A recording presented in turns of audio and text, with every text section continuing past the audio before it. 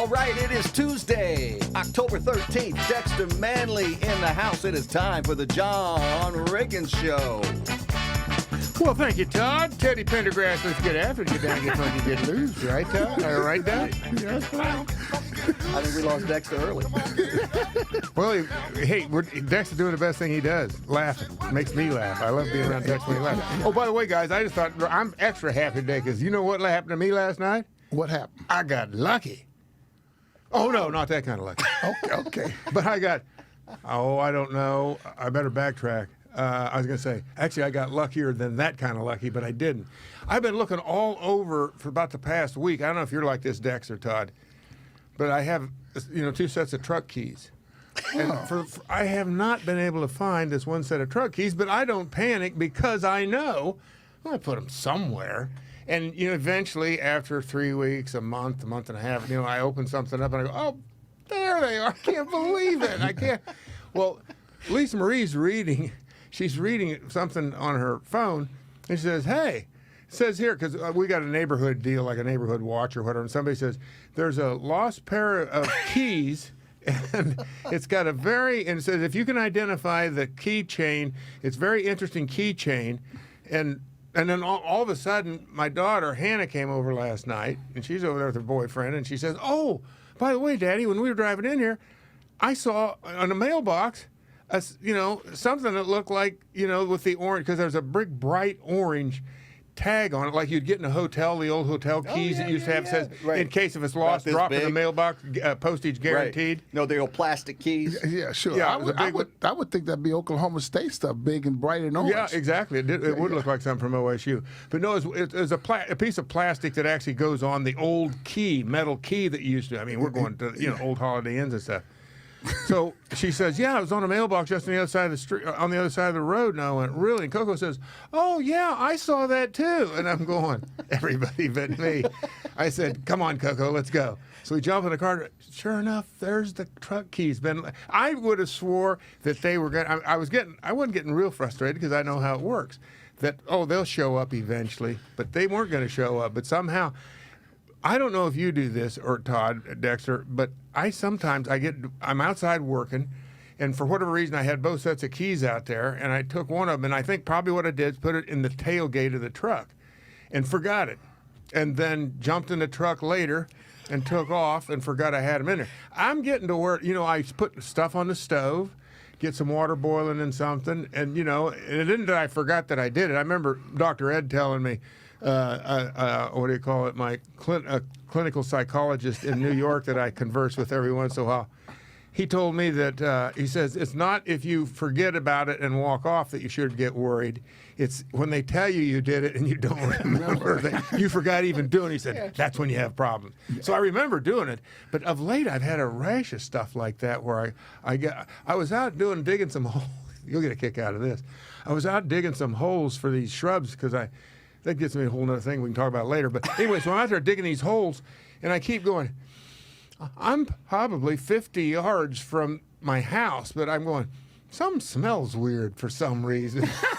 And I go around the back of the house, and I look in there, and I go, oh, damn, I put those beans on, and I was just going to boil them for like 5 minutes and then put a lid on them, to kind of get them ready so I'm cooking it. I walk in there, and oh, man, I could smell them things from 50 yards away. Maybe the rooster had reappeared and made it deposit. I was going to say sundown. Sundown or sunup. Yeah, sunup's gone. Sundown, he's the killer in the. Yeah. I don't know. Riggo feels like he hit the lottery. I like that. I am. I did. Well, there's something about that. I mean, it's kind of like found money. You're going through, a coat jacket you haven't worn in years. Right, and all of a sudden you feel, well, damn, $20 bill in here. How about that? What a good boy am I. That's where I believe that, what do you call it, that saying, he'd take you to the cleaners. I think that's what that means. Oh. When you think about it, how many clothes have been sent to the cleaners and the cleaners go, okay, and you never get it back. You never see it again. People don't check their pockets, Dex. You ever heard somebody say, oh, she really took him to like in a divorce?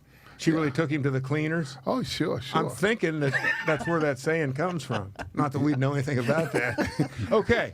All right. I had to get that off my chest, how lucky I got yesterday. I feel good. Todd, what's on the docket today? Well, you were winning, so we got to break down the latest Burgundy and Gold game against the Rams.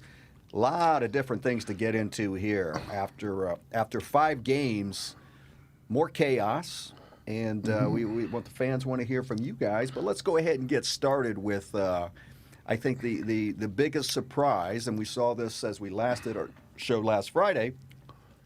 The quick demise of one Dwayne Haskins, and not even dressed, and it was reported that he had a stomach virus and had been sick. But didn't you guys have a teammate? Wasn't there a guy? Wasn't it the Mendenhall flu? Yes. And so, but why don't I'd be shocked if that's what he had, but it's possible. But why don't you tell the folks about the Mendenhall flu and what that Dex has got a scowl on his face, so you don't remember the Mendenhall Dex flu. doesn't remember, but I've heard you tell the story before. But well, Dwayne did not appear. Since he wasn't going to show up or actually be in uniform. They sent him home. He did test negative for corona, but they did say that he had a stomach virus. All right. I don't buy it. Well, what do you want to tackle first? The Mendenhall flu? Mendenhall flu. Yeah. That actually, now, I'm not joking when I say this, potentially is every bit as pernicious as COVID-19. But unlike COVID-19, that is a choice that you actually decide that you want the Mendenhall flu. You actually actively highly contagious. You actively pursue the Mendenhall flu, because if you go after it bad hard enough, you will get it, and it is devastating. Let me tell you, I've never known it to actually kill somebody, but it can set you back for a while. Effective. Yeah, it is. Years ago, there was a defensive end here by the name of Matt Mendenhall. You remember Mendy? I played with Matt. Yeah, I'm we trying to both think. played with Did he Matt. come in? Did he come in the same year? Ahead of me. He was ahead of me. A year or two ahead of you? I think. Yeah, Like in 1980. Well, like anyway. that, yeah. Well, he went out one night up in Carlisle, and I mean, he must have stayed out. I mean, because he came in the morning, and back, Laverne Torgensen, who was the defensive line coach. I mean, I think Matt was so punched out from the night before, and he'd get over in his stance, and then the odor and the flies, and it was like he's ruining practice for everybody else. Forget himself.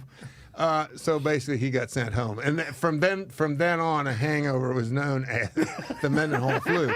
But he didn't have just a normal hangover. My God, I've practiced with millions of those.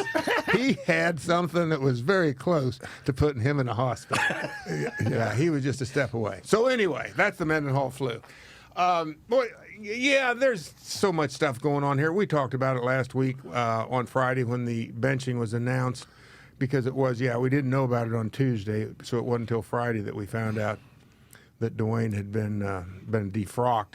And the interesting thing, going all the way from the starter and the future of the franchise to the third-team quarterback, and then when you heard that, then by the time we went to the air was on doing the podcast on Friday, it was rumored that in some weird sort of way, there was I'm guessing a practice squad quarterback that was taking snaps ahead of him. So you could probably make the case that he didn't make the medal round, that he was, that he actually was in fourth place.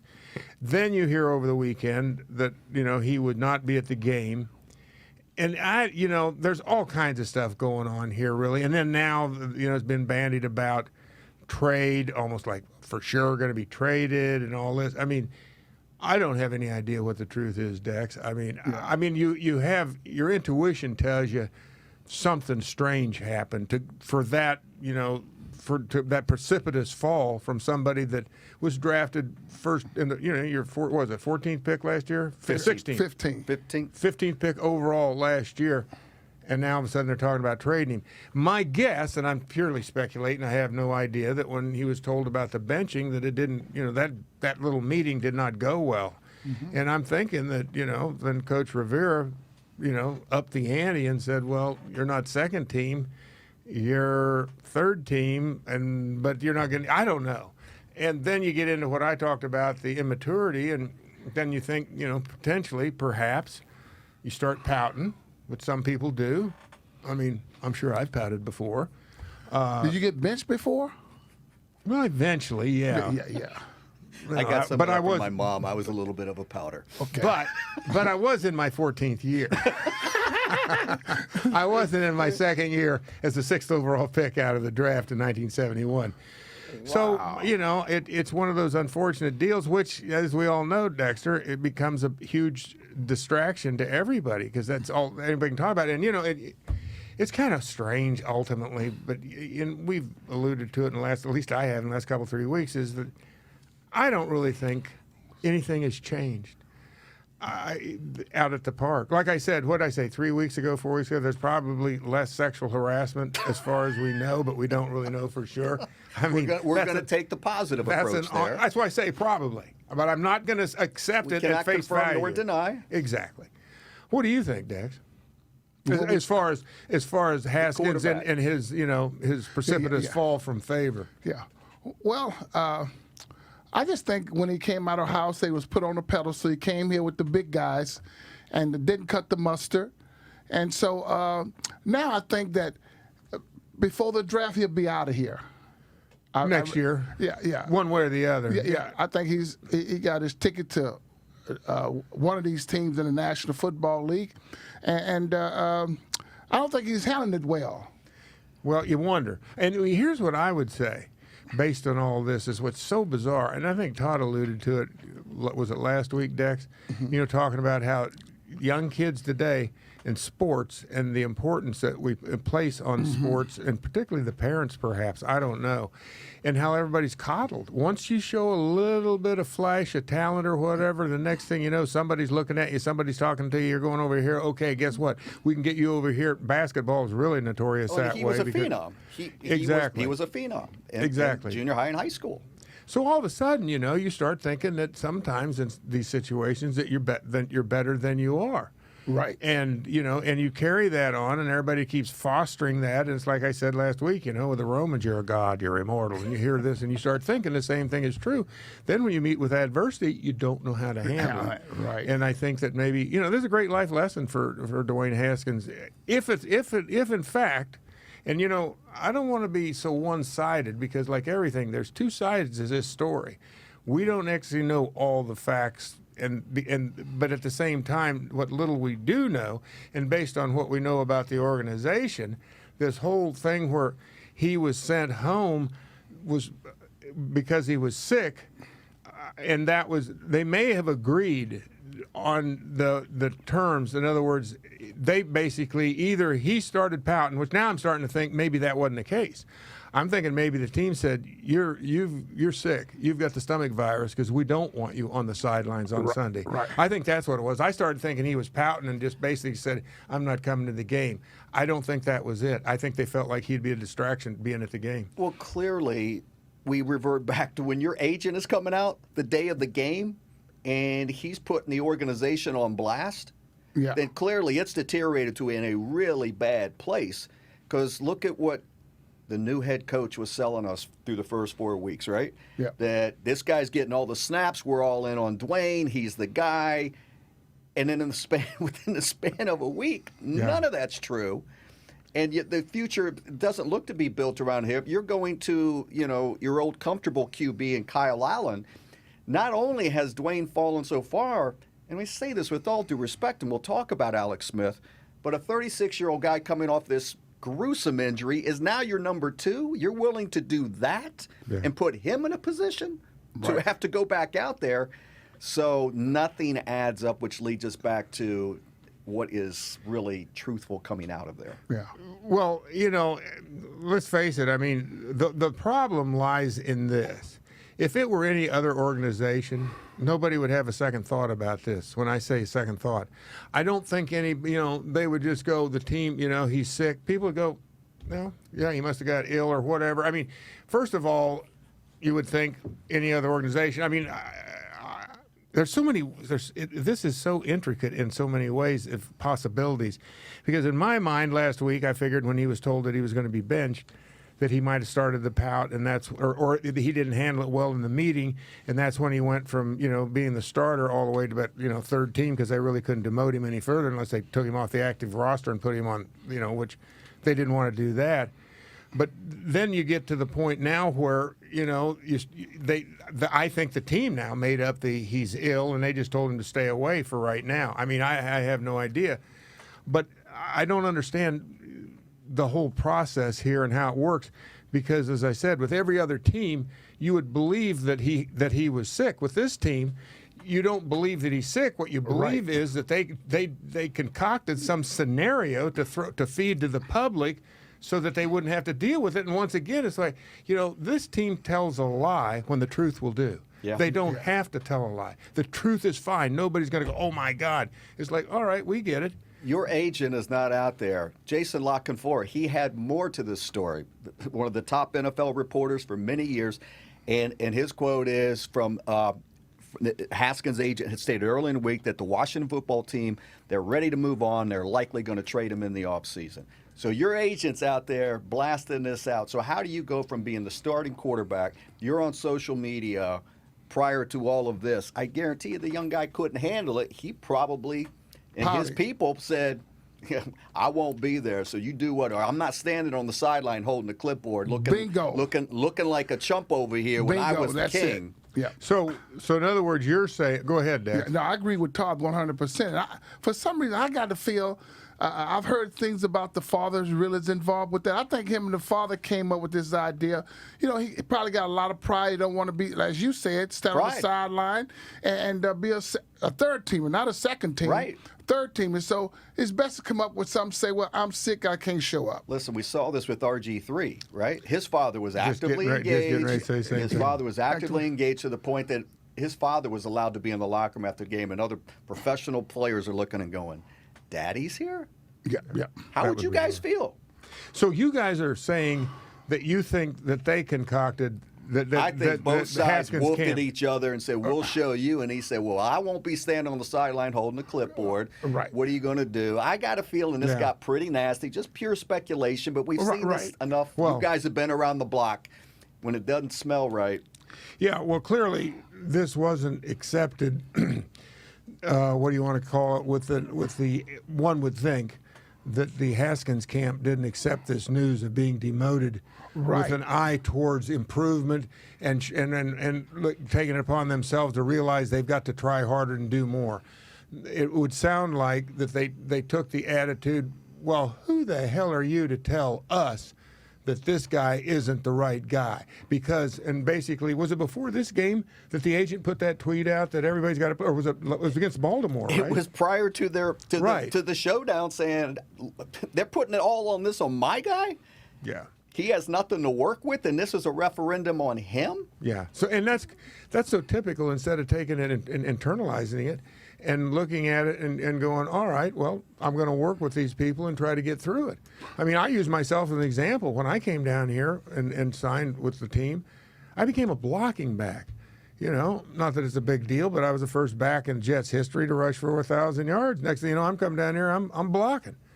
And we talked about that. And I got to tell you, honestly, for the first 2 years that I was here, worst years of my life. Because it just gnaws at you. But what did I do? I went, well, I will say this. I came down here. They paid me what I asked for. I'm going, well, what am I complaining about? If I was being underpaid and asked to do this, I'd go. But still, it gnaws at your pride when you think, that you should be more featured than what I was. But I put up with it, and things worked out fine. That's something that I think children today, and millennials and what have you, perhaps, have been coddled in a way. And if we're honest about this, so were we, but not at this extent. Yeah. Because I will make the statement, and I think I can stand by this, every generation has come along and go all the way back into antiquity, somehow has had it a little bit better as a rule than the generation before them.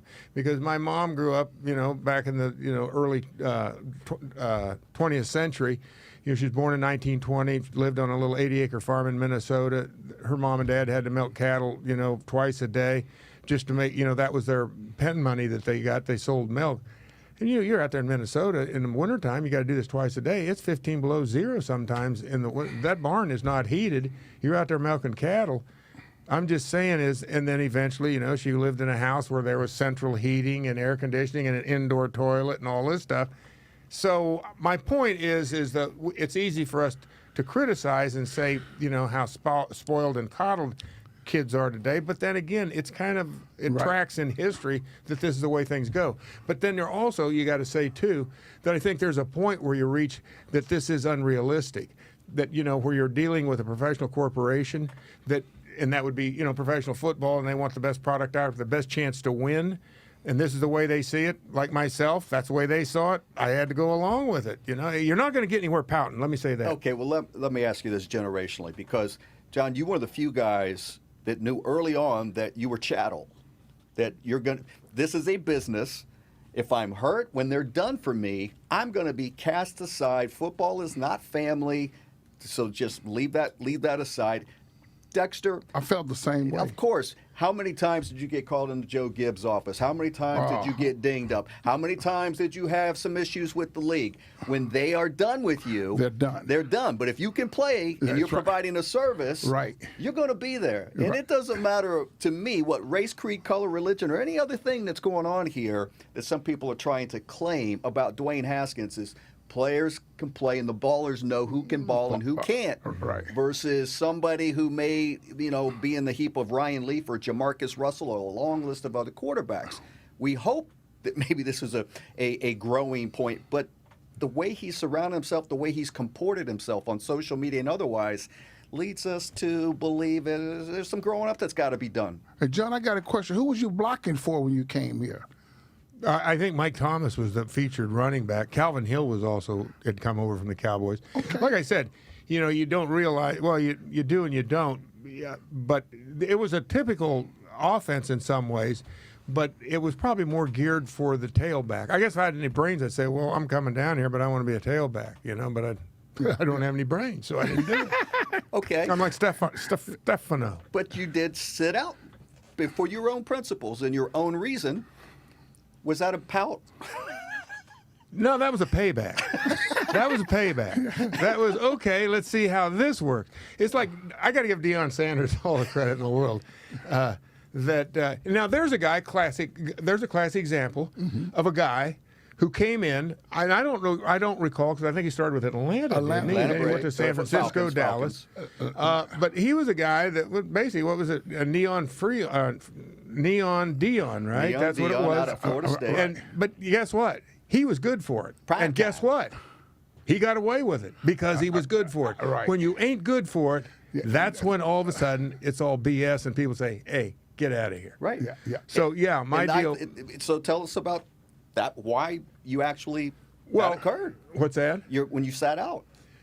Well, like I said, there was a lot of reasons for that ultimately, and I did the best I could to make it to create a little bit of a subterfuge around the subject to make it look like it was about money. And in a way, you could say it was, because that would have brought me back because I did something that was unthinkable at the time.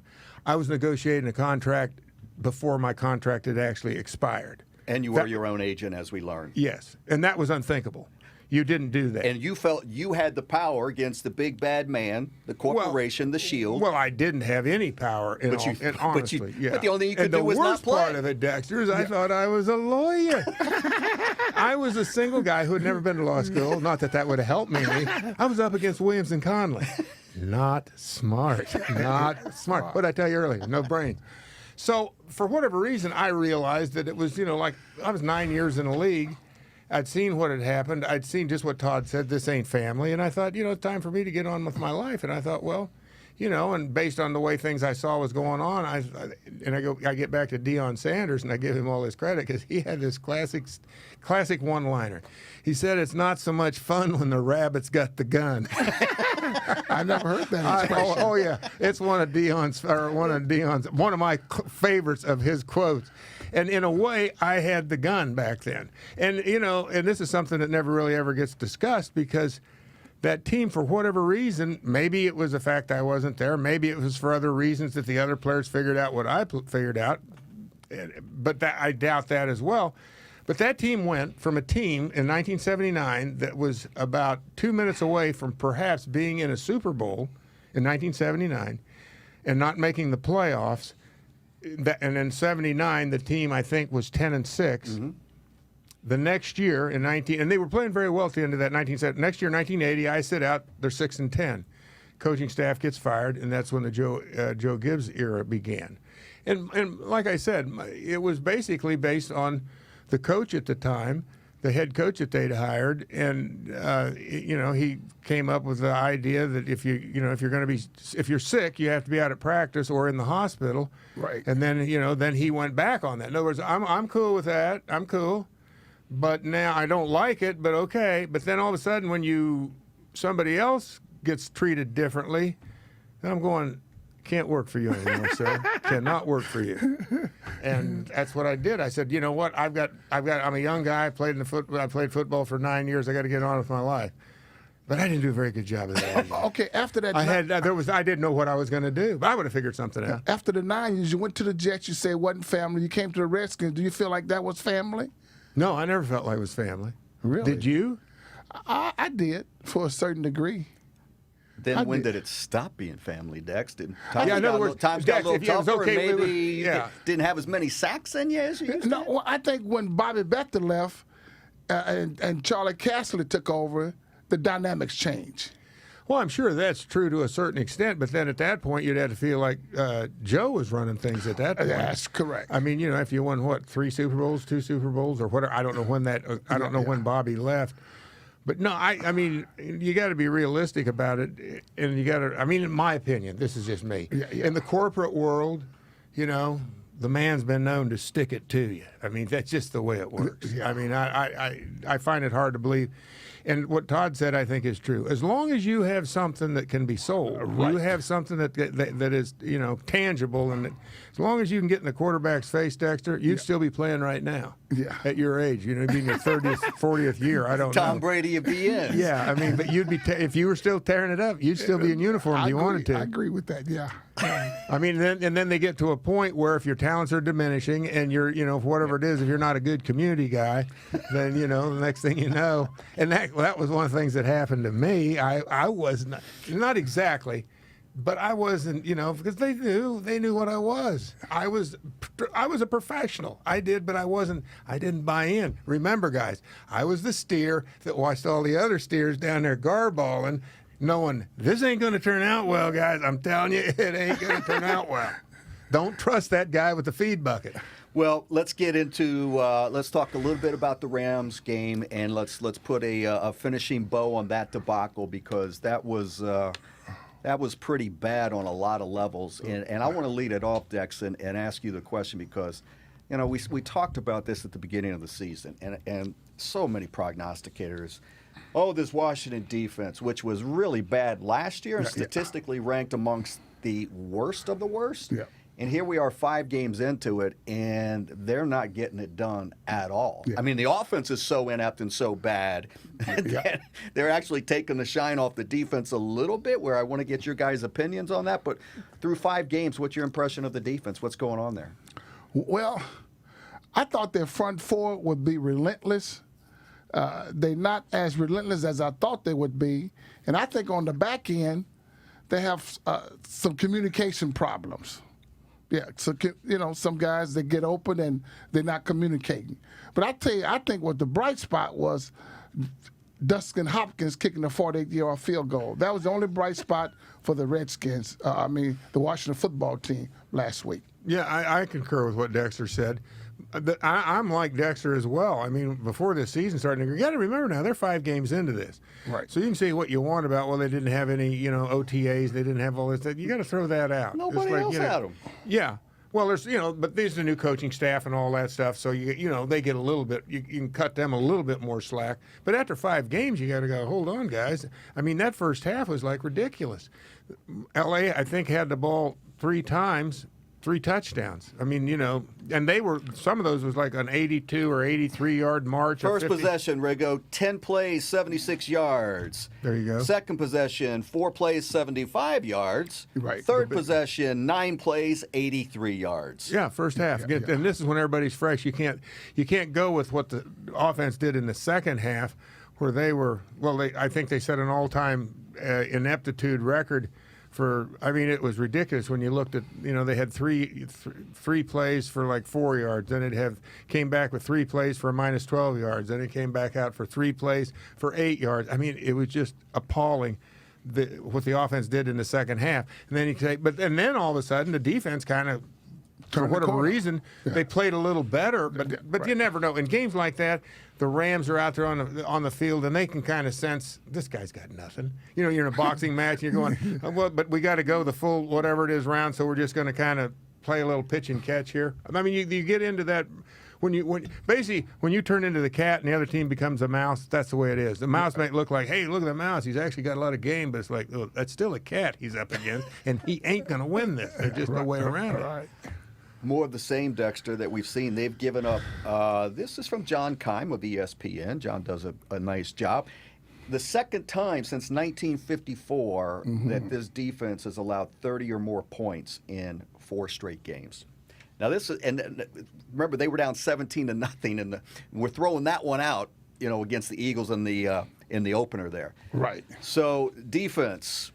Let's go ahead and talk about the offense. I want to read this. So a good buddy of mine, we all know John Canosa, used to be the stat man. Yeah. For the Washington Redskins for many years. John and I worked together. Back when we were running the Redskins radio network in 92, 3, 4, etc. And John's as frustrated as anybody else. He's still one of the best in the business in pointing out some stats that we flashed up there on the screen. So now this Washington football team is now trailed by 10 or more points at halftime of 7 consecutive games. They gained -6 yards on 7 second-half possessions in 22 plays. They had no first downs in the second half. Right, I remember. No first downs in the second half. Alex Smith dropped back to pass 23 times, completed 9 for 37 yards, was sacked 6 times for 31 yards. That's a 6 net passing yards on 23 plays.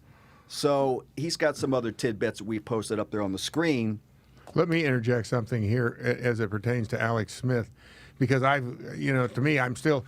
There was something though during the game that the announcer said. I guess it was what's his name, Daryl Johnson. Yeah. Right. He said something about that the reason that he's out there, and his family was there. His daughter, his 2 sons, and his wife were in the stands watching the game.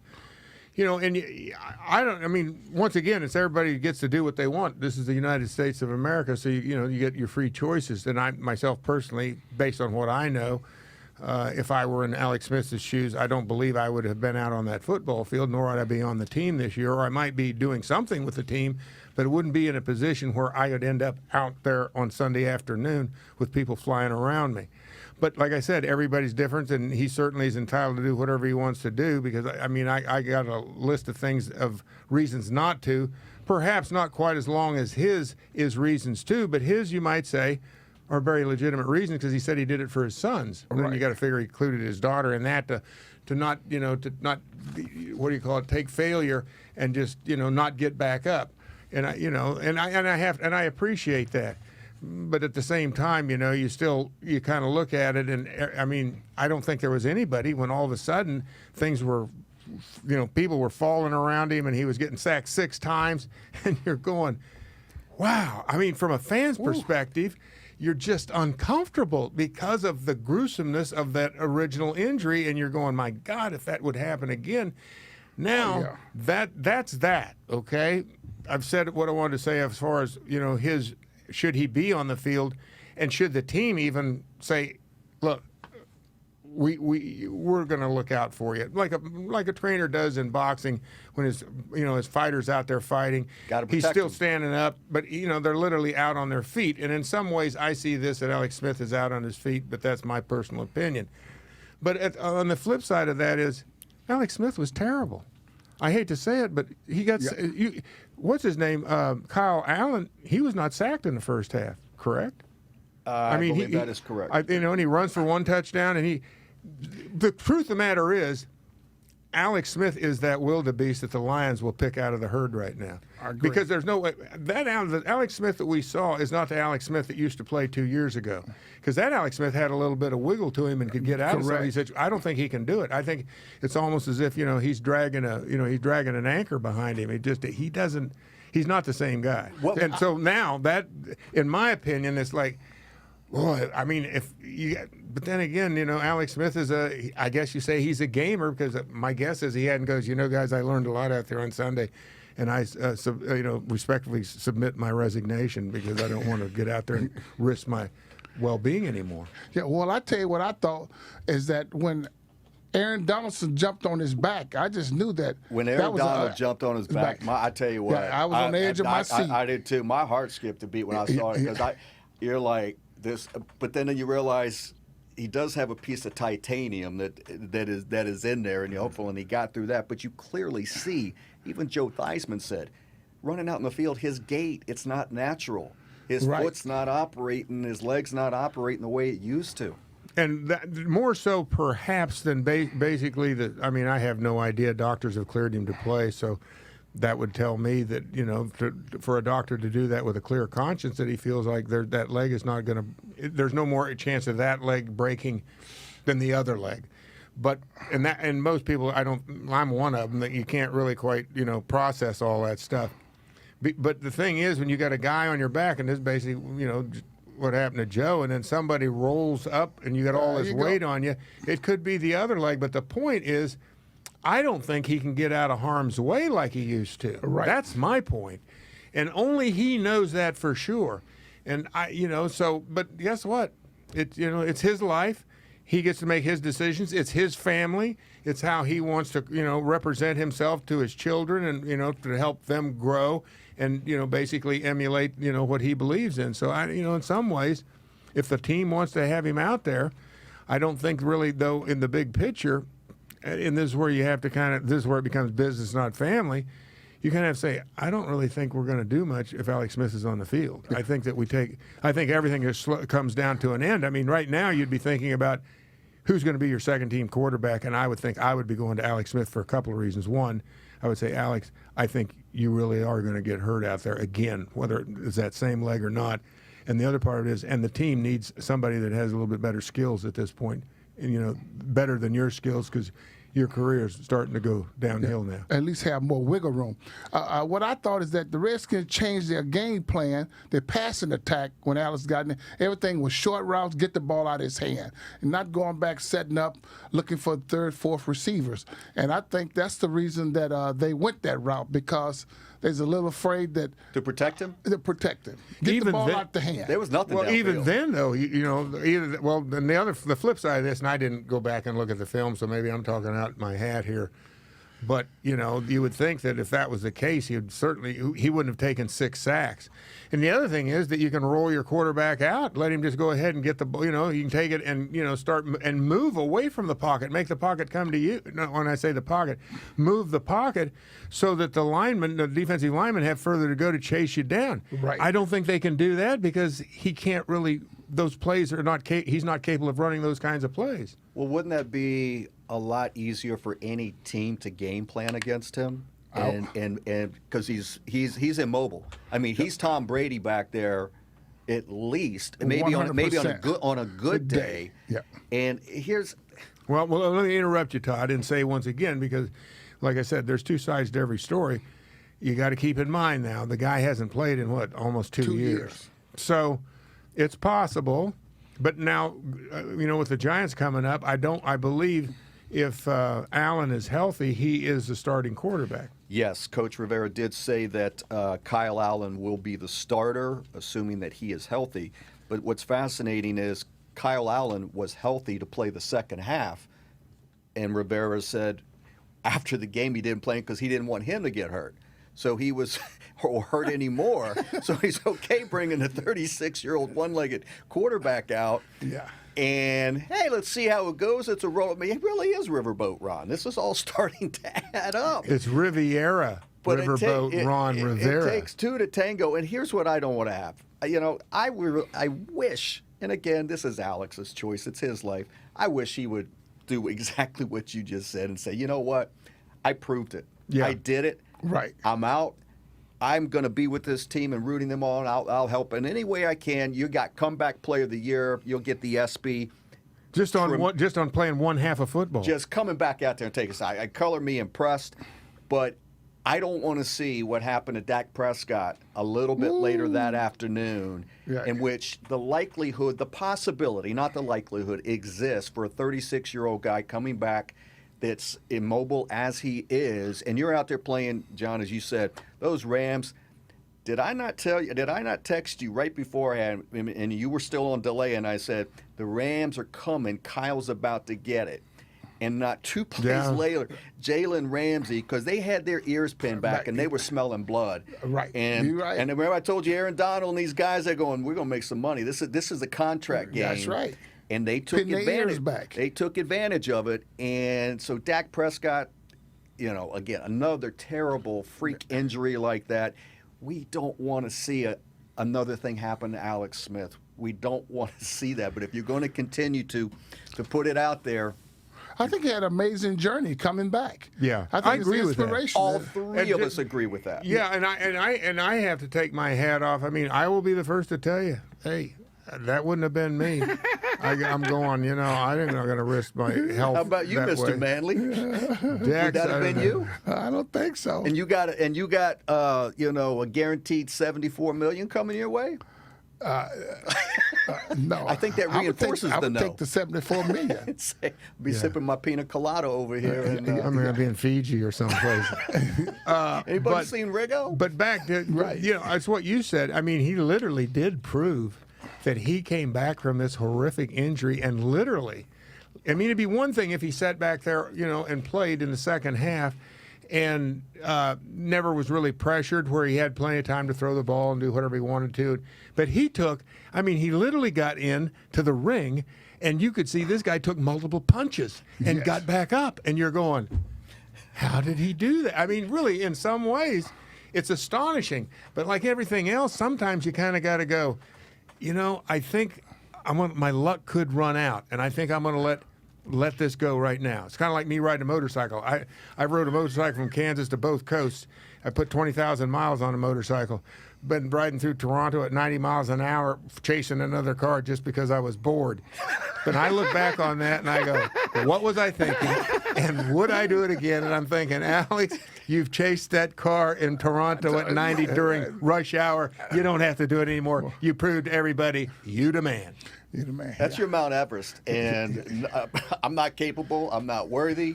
Hats off. We don't want to see an unhappy ending at this stage of the game. And so now we're going to have to take it for what it's worth. If he's going to be back at there, then it's going to be all about the performance, correct? Okay, I want to talk. Yeah, exactly. And go ahead, Dad. Yeah. How's this help the football team win? This not football. What I'm talking about, not football, but it relates to football. Now, Fox came to me is when the Giants and somebody played in Tampa for the Super Bowl. So I did boxing. I boxed at halftime. Okay? And I boxed. Really in a ring? Yeah. You mean, in other words, for halftime entertainment, live entertainment Live at some entertainment. event that they were having a Super Bowl party? It was all boxing at halftime. It was myself, Lawrence Taylor, some other guy from NFC versus the AFC. Okay? So what happened was, so after that, I did a good showing. Anthony Munoz hit me a few times. I hit him. They gave him the title. So Fox said, man, we want you to come fight another guy in Michigan, somewhere outside of Detroit, Michigan. And they paid me well. I mean, that guy, God damn. If I saw that guy, I'd shoot him. What? That guy, he about 5'9". He knocked me out. He knocked me out. He's like Mike Tyson did Spinks. Or Buster Douglas. No, it was the other way around. Well, let me ask you this. Yeah, go ahead. How big was he, though? Was he like weigh 300 pounds or something? No, he was 5'9", about Little Tyson Spark about Plug? 190-some pounds. What? He was a He knew how to hit, huh? Yeah, he hit me, man. He was a boxer. Yeah, he was a boxer. I hit the canvas. I hit the canvas, and I said, I want to do it again. And they said, no. What, did you take a 10 count, or did you get back up? Or he just knocked you down? He knocked me out. No, to a 10 count. Yeah, but then I got up. I said, I still want to fight. I want another They rematch. said, nah, we're good. They Jack, wanted- we're Yeah, good. but no. Was the ref, I guess, right? In boxing rules, he counted to 10 and you were still down? I was still down. Oh, but when you finally came around, you said, I'm not finishing like this. We're going to go again. Yeah. I can appreciate that. Was Shorty like, okay, I didn't get all my But work let me out in ask you either. something, Dex. How do you think the second bout would have turned out? I mean, what if you'd have done the second bout? He knocks you. I mean, at what point do you go, I think that guy's a better boxer than This me. may be the greatest story I've heard of 2020. And this has been a really bizarre. I'm going to find some YouTube. There's got to be footage of You this. got to find YouTube. Oh my goodness! Yeah, It's hard, What man. year was it? Would you say Tampa was in the Super Bowl? It or was the it Giant, was the Super Bowl in Tampa? in Tampa. I think they won that '86. No, you got No, and this this is- is that '86 Super Bowl. Well, how long ago did this been? Maybe 10 years ago? I Because said we it- were down there. Nah, we're going way back. I think around like 2002. No, we wouldn't have been down Yeah, there. we were there later. Yeah. Tampa, Giants 2002. won the Super Bowl in Tampa. Yeah. When Whitney Houston sang that national. That was the first Super Bowl. Oh, that was Buffalo. Yeah, that was No, in it wouldn't the have been it. He'd have '80s. still been on the team. Yeah. We'll I get don't to the think- bottom of that. And Okay. so now I'm going to put our super sleuths on this. If anybody's got Dexter Manley Fighting boxing, hard you ever body. heard that? Hard that's a body. new Hard one. body. That was his name. Hard body. The guy that beat you? His And name was Dexter Hard said if Body. he saw him today, he'd shoot him. You have to. Because we know what Coy Hard Bacon Body's said. like, hey, come on. I know remember you. You remember what Coy Bacon said, Dex? You can't fight steel. I mean, he might have been tough for 5'9" and 190, but he couldn't fight steel. Yeah. All right, Riggo, we know you're a big outdoorsman. Oh, yeah. You got all kinds of stories that we're going to get into here on the John Riggins Show. Dexter, I think you're more like me.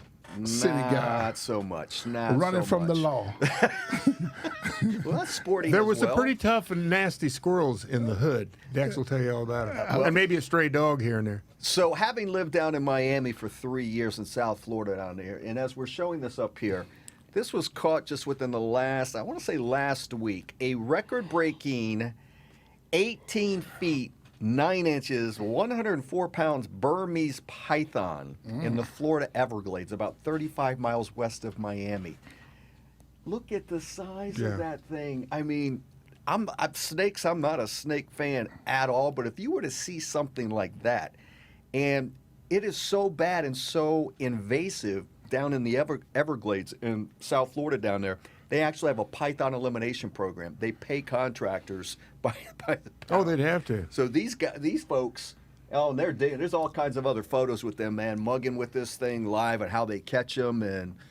Yeah, I don't understand Dex. Well, I understand it, but I mean, what I was going to say is I don't think they're going to ever control these things. You know, once again, it's an invasive species that was brought to this country, and what I believe they say is people buy them as pets, and they're really. I mean, I can't imagine it, but I guess some people think that a 4-foot reticulated python or Burmese python. Oh, it's just a really unique pet, and it's so fun. And Next that's why thing you know, they're illegal down then there. ends up 6 feet, and then it's 8 feet, and then about that point they're going, this thing's starting to scare me a little bit. So instead of killing the damn thing, they drive it out to the Everglades and go, oh man, it'll love it here. Well, it does, and then it finds another Burmese python, and next thing you know, a bunch of eggs are laid. I would guess, I have no idea, but I would say that that's a battle that will never be won, that those snakes are now embedded in Florida and they ain't going away. Because you think about the Everglades, how are you going to track these things down? I just don't think you'll ever be able to get them to where, I mean, maybe you can control the numbers somewhat, but, it isn't exactly like you can go, it's not the same as going through a cornfield looking for pheasants, and you flush them out at the end of you're not going to find them all in there. Dexter, this man knows his stuff. I know. Well, See, he knows his stuff. Not only that, because the Everglades, they're saying for this particular the Burmese python, that this is like the perfect environment. Yeah, the habitat. for them. This particular habitat, they have very few predators. Very few predators. Down there- And well, yeah, when they're those younger, maybe. pythons down there are laying 100 eggs a year, and their lifespan is 15 to 20 years. So, as you say. Yeah. Well, it's going to, and people, I would guess, I don't know enough about it. I've never heard of people going to the Everglades to fish, but maybe they do. I don't know where. There's areas down there. But as long as it stays warm, these things will continue to spread. I mean, I don't know how far, obviously there'll be a limit just based on like you said, the habitat and the climate. But yeah, this is a problem. I don't think it's going to go away anytime soon. John, Not I at got a question here. Say you go hunting and you hunt a bear. What type of revolver would you use? Will you use a Desert Eagle? Have you heard of that? My personal is I like a knife. What? I like to get in close. See, I get that bear making those big swings, and like that boxer did to you, I get in underneath him, punch him a couple times in the heart, and I just back off. Hey, I just Dexter. drop the knife and walk off. Dexter. But there's also, have you seen the movie The Revenant? No, I haven't seen. Oh, Leonardo DiCaprio? Hugh Glass. Just- He was a famous mountain man that I guess Jim Bridger and somebody else left for dead, who was mauled by a I bear. think the bear kind of had its way with old Leo. Well, in the movie, he definitely did. But then he crawls, 200 miles to some fort, and basically, he makes it back. And there's all kinds of accounts on, what happened there. But he was, what really didn't set right with him, I guess, is they took his gun. I mean, which in Indian territory, probably not the cool thing to do. Come on, and guys. grizzly bear territory. Just got violated by a bear. Why you want to take my gun? And it gets back to what we talked about very earlier on the show about, the next generation having it easier than the last generation. We've come quite a way from Hugh Glass and having to claw your way, stabbing with a knife, and dragging your carcass 200 miles to get to safety. So yeah, they were pretty rough and tumble back in those days. So how did you know about the Desert Eagle? Well, from the hood, some guys talk about it. But I can't remember that. Who makes that, the Desert Eagle? I've heard of that gun, but I'm not familiar with it. Yeah, it's a big gun. Yeah, but I mean, let me tell you, Dex, you get these bears that are the thing they tell me, and I've hunted before. And What do you use when you hunt? If you hunt bears, what type of revolver? I don't think you. Well, I know a guy that killed a grizzly bear with a 7mm Magnum, which probably doesn't sound like a whole lot, but it's a little. The diameter of the bullet is like smaller than a 30, which a 30 caliber would be like a third of an inch wide, basically.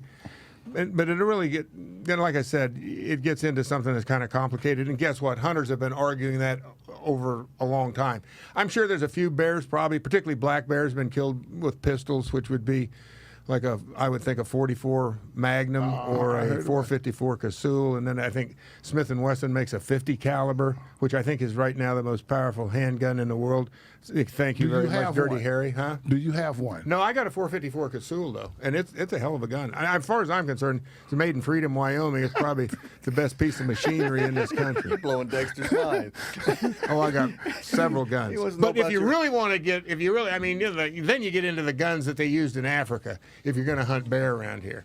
And, now you're talking about 375s and 416s and 458s. Well, refresh our memory as to what you gave the Hogs, your offensive Oh, lineman, yeah. as your, was it a Super Bowl gift? What was it? Yeah, exactly? it was. It was. Well, it was basically a little token of my appreciation for all the hard work they did for me. And Well, this is literally after Super Bowl 17, right? yeah, it was an What type elephant. It was an elephant gun, a 458 Winchester Magnum. Yeah. And the reason that I did it wasn't so much that I think only Russ Grimm was the only hunter in the bunch. I'm trying to think of who else. Jake hasn't fired his yet. He wants to know what to do. I think with it. Bosco did. I think Jeff Bostic, he fired his. And Russ probably has hunted with his. But it was really kind of signify who they were. It was like, a watch doesn't say anything. But at that time, it was considered the most powerful production rifle in the world for hunting big game. Now there's other guns that have come out that, basically what they call foot-pounds of energy that has more energy than a 458 Winchester Magnum. But at the time, they were, it was right up there at the very top. Question: where'd you get the two brothers, George Stark and Mark May? They got the same thing. But you know what? I should have given you one because you lived in the hood. And that, I'm going to tell you something. You pull that thing out, and that guy with that Desert Eagle go, okay, Beck, I'm out of here. I got nothing. I'm good to go. Yeah. Maybe we shouldn't be talking about those types of things. But basically, we're just talking about hunting. Yeah, we're just talking fun. And we'd be remiss. Hey, you know what? Today is the anniversary of the United States Navy. 245 years. Is that right? Salute, hail to all of the service people in the Navy and all the good work that they do for our country. Yeah. Dexter, we're going to check back in with everybody on Friday. We get set. Pivotal 6-game stretch. Everything you're going to need to know about this burgundy and gold football team. New York Giants opening line favored by 3.5. An 0-5 team favored by 3.5. You got to consider the source. That's possible. I think they need a backup quarterback though. Whoever that may be. Yeah. We'll just leave it at that. Mystery. Riggo. Out.